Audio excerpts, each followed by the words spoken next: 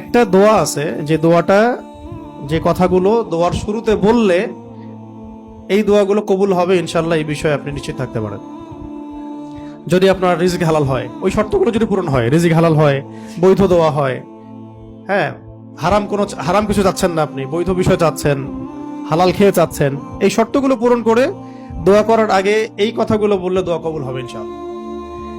আমি তো আর বলতে পারবো না 100% কবুল হবে, এটা তো আমার পক্ষে বলা সম্ভব না, কিন্তু সবচেয়ে শক্তিশালী যে ওসিলাগুলো দোয়া কবুল করানোর জন্য সেটা এটা একটা।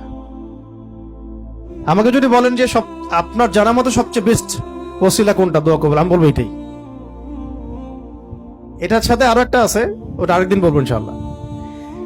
সেটা হচ্ছে আপনি আল্লাহ রাব্বুল আলামিনের এই একত্ববাদের ওসিলা দিয়ে দোয়া করবেন, আল্লাহ পাকের এই তাওহীদের ওসিলা দিয়ে, একত্ববাদের ওসিলা দিয়ে দোয়া করবেন। এইভাবে বলা, পরে শুনে আপনারা মুখস্থ করে নিয়েন।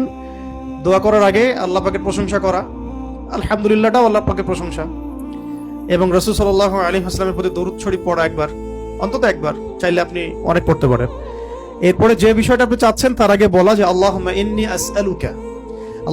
আসআলুকা বিআন্নী, আগে বলে নেই, আল্লাহুম্মা ইন্নী আসআলুকা বিআন্নী আশহাদু আন্নাকা আনতাল্লাহ লা ইলাহা ইল্লা আনত আল আহাদ as-সামাদ alladhi lam yalid wa lam yulad wa lam yakul lahu kufuwan ahad।